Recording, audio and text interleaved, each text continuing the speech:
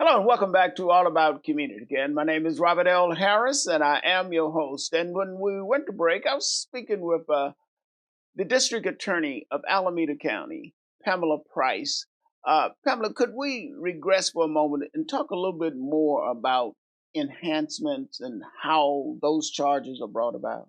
Sure. Again, enhancements, there are literally hundreds of enhancements in our criminal code in California. And one of the things that we learned when we arrived as the new administration, and has been our experience in Alameda County, if you have been acquainted with the practices of the criminal justice system, enhancements have been routinely charged, which is why they came under such criticism at the state level that there was no consideration of whether it was appropriate or not. And so, one of the things that we did in implementing our special policy, Special Directive 2301, was follow the direction of the Council on Criminal Justice as well as the State Commission on Sentencing, that if you're going to add an enhancement to a sentence, it needs to be based on an individualized consideration of So the it's defendant. individualized. Yes, it should Okay. be. That's the best practices. Yeah. Okay. And we're getting there because we often don't, by the time it comes to me, often the information about this individual is very limited.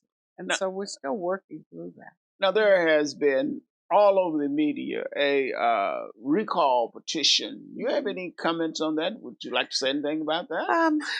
It's unfortunate that people who are unhappy with the election have taken the opportunity to try to set aside the will of the voters. We're very confident that the voters of Alameda County were very clear about the kind of justice and the kind of improvements that needed to be made and still need to be made to our criminal justice system.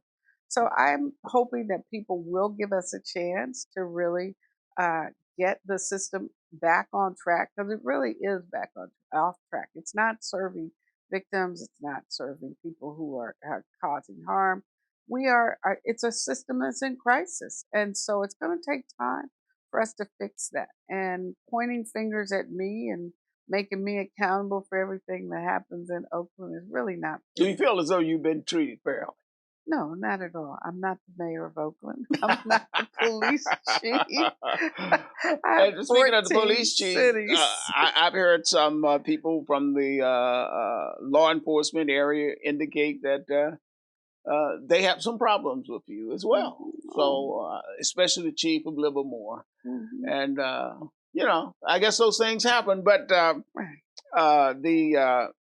rumor, not a rumor, the accusation of nepotism in your office. Any comments you'd like to make about that? Yeah, well, I think people who are familiar with the office know that my predecessor hired her family members, her sister-in-law, her nephews, her nieces, and I still have those folks working for me. The county does not have a policy against nepotism or anti-fraternization policy, and the person that we hired is extremely well qualified for the position and has done an amazing job of carrying out the important work of reentry, as well as providing mentorship and creating new programs for our county. So What about victims?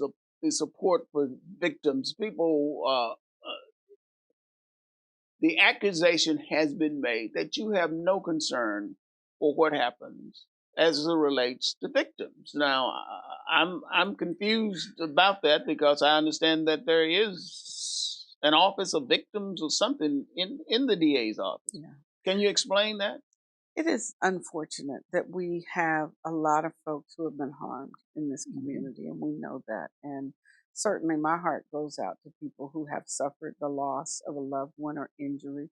And those who know my history know that for 30 years, that's what I did, was represent victims and stand in the gap for victims and hold their hand in their worst moments. I've represented families, I've represented children, represented survivors. But is that really coming across to the general public?